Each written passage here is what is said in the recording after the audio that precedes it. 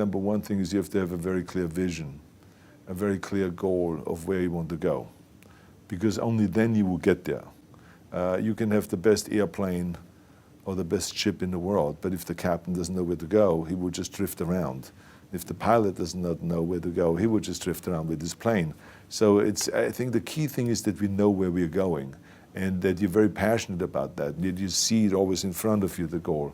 And the other thing that's important is that you got to shoot for the top. You got to go and really have big goals and think big, because then you're going to get big. Then you're going to go and achieve big things. That is the most important thing. You know, we don't achieve big things by accident. So shoot for the top, shoot for the sky, shoot for the, for the stars. The other thing is that you got to work your butt off. If you think that you're going to go and accomplish something really special and be the best in anything in the world, and you think you can do it without working, you make a big mistake. Because no matter what I did, if it was in bodybuilding or in acting or if it is in the political arena, it always took a lot of work. And you got to put out, and you got to, sometimes make a lot of sacrifices. Notice, if you're not willing to work hard, forget about it. So there's another rule that is very important. I think another one is don't be afraid to fail. Because if you're afraid to fail, then you're always holding yourself back because you're afraid that if you go all out, you may fail. Well, in weightlifting, we learned that very quickly. The only way you could break a record is if you're willing to fail. That's when you put on more weight, you try it, sometimes you would not be able to lift it, which has happened to me many times, but eventually, when you train hard enough, you will lift it. So don't be afraid to fail. I mean, how far can you fall?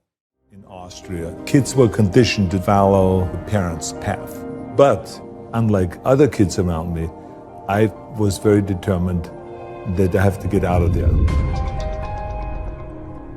And then one day, I saw the cover of a magazine of Reg Park. And it says how Mr. Universe became Hercules. I opened up this magazine and I read through it, and there was the whole plan laid out. I asked myself, Arnold, what is it about you that is so different? Why are you the only one that sees it so clearly, this goal, going to America and winning the Mr. Universe contest and getting into movies and making millions of dollars? No one else talks about this around here. Is it real? Is it just a crazy fantasy? But wait a minute, Reg Park did it. Then it's possible. Arnold, focus. The key thing is to be focused. Visualize your goal. And I saw myself standing up there on the stage just like Reg Park, and it became more and more clear. Arnold, you got to go. That just shows you again so much for it can't be done. This is why I try to tell you, anything and everything can be done if you can visualize it and if you believe in yourself. It was the same thing again when I ran for governor. You can imagine when I went on the Tonight Show and I announced that I'm going to run for governor of the great state of California. People came to me afterwards and said, "You're crazy.